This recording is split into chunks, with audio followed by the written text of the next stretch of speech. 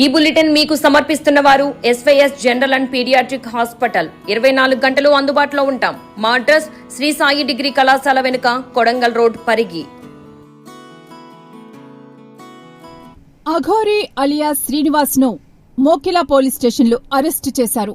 ఉత్తరప్రదేశ్లో అతడిని అదుపులోనికి తీసుకున్నారు. పూజల పేరుతో ఓ మహిళను మోసగించిన అతనిపై మోకిలా పోలీస్ స్టేషన్లో కేసు నమోదైన విషయం అందరికీ తెలిసిందే. ఈ కేసులో దర్యాప్తు చేపట్టిన పోలీసులు మంగళవారం ఉత్తరప్రదేశ్, మధ్యప్రదేశ్ సరిహద్దుల్లో అఘోరీని అదుపులోనికి తీసుకున్నారు. అతడిని పెళ్లి చేసుకున్న వర్షిణిని కూడా హైదరాబాద్ తీసుకువస్తున్నారు. శంకర్పల్లి మండలం ప్రొద్దుటూరు రెవెన్యూలోని ప్రగతి రిసార్ట్లో నివసిస్తున్న వినీతా భాటి అనే మహిళ ఓ పుణ్యక్షేత్రం వద్ద పూజలు నిర్వహించేందుకు అఘోరిని సంప్రదించింది. ఇందుకుగాను 9,80,000 రూపాయలు కావాలని చెప్పడంతో ఆమె ఒప్పుకుంది. ఒప్పందం ప్రకారం డబ్బులు చెల్లించిన తర్వాత కూడా మరిన్ని డబ్బులు డిమాండ్ చేయడంతో వినీత ఫిబ్రవరిలో మోకిలా పోలీసులకు ఫిర్యాదు చేసింది. ఈ కేసు దర్యాప్తులో ఉండగానే అఘోరి ఏపీకి చెందిన వర్షిణిని ప్రేమ పేరుతో తన వెంట యూపీకి తీసుకువెళ్లాడు. కుటుంబ సభ్యులు, పోలీసులు వర్షిణిని ఇంటికి తీసుకొచ్చిన కొన్నాళ్లకే అఘోరి, వర్షిణి కేదార్నాథ్ వెళ్లి పెండ్లి చేసుకున్నారు. దీంతో వారిని సోషల్ మీడియాలో విపరీతంగా ట్రోలింగ్ చేయడంతో తాము తెలుగు రాష్ట్రాలకి రాబోమని ప్రకటించారు. వారు తమను అరెస్టు చేస్తే ఆత్మహత్య చేసుకుంటామని వారం కింద వీడియో రిలీజ్ చేశారు.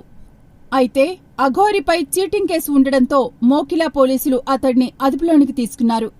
చీటింగ్ కేసులో అరెస్టైన అఘోరికి సంగారెడ్డి జైలు అధికారుల షాక్ ఇచ్చారు. అఘోరిని ఆడా మగా తేలకుండా ఏ బ్యారక్లో ఉంచలేమని అధికారులు తెలిపారు. సంగారెడ్డి సెంట్రల్ జైలు అధికారులు తిరిగి పంపించారు. లింగ నిర్ధారణ జరిగితే గాని ఇక్కడ ఉంచుకోలేమని చెప్పడంతో న్యాయమూర్తి ఆదేశాల మేరకు డాక్టర్ల వైద్య పరీక్షల అనంతరం లింగ నిర్ధారణ జరిగే అవకాశం కూడా ఉంది.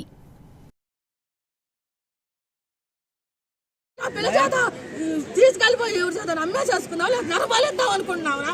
లంచ కొడక చెప్పు తెగిపోయిద్ది. మొన్న మధ్యలో మీ ఇంటికి వచ్చింది కదా మీ అమ్మాయి, అప్పుడు ఏమైనా చెప్పిందా మీకు? చెప్పిందండి.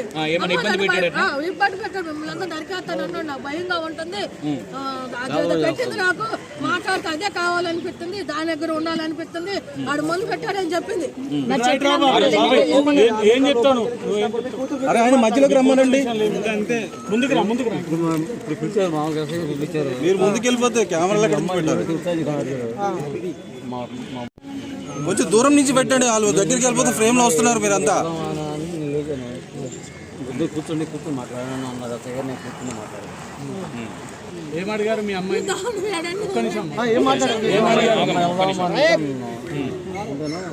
రాను తప్ప నేను రానప్పుడు అంది. ఎందుకు అమ్మా ఏంటి ఎక్కడ ఉంటావు ఏంటని? నేను ఇక్కడే ఉంటాను, ప్రస్తుతం ఎవరు ఉంటాను, రానమ్మా. నాకు రాకూడదమ్మా. 23 సంవత్సరాలు పెంచాను నిన్ను, ఎంత చదివించాను, నేను ఎంత అప్రూవ్ తీసుకున్నాను, ఎందుకు వచ్చింది మా మీద ఎంత నీకు అంటే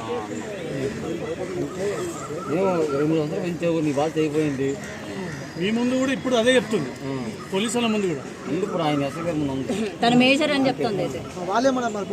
ఎస్ఐ గారు అన్నారు, మీరు ఆగండి ఇప్పుడు కాదు, ఆ పిల్ల మంచి ఇదిగా ఉంది, హోమ్ కేర్ పంపిస్తాము, అక్కడ కొంచెం సైకలాజికల్గా ట్రీట్మెంట్ ఇస్తారు, మీరు కూడా ఆ పిల్లల్ని చూడాలనుకుంటే వస్తా ఉండొచ్చు అక్కడికి, హోమ్ కేర్కి మీకు ఆ పని చేస్తాము అని అన్నారు.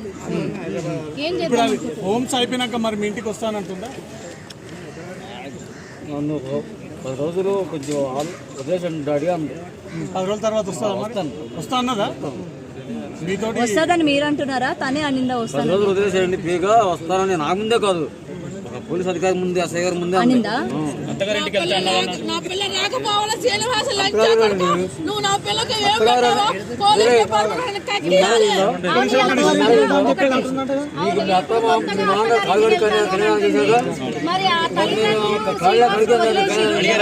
మీ పాపని అడిగారు అన్నమాట, నీ కాళ్ళు కడిగి కన్యాదానం చేయలేదు,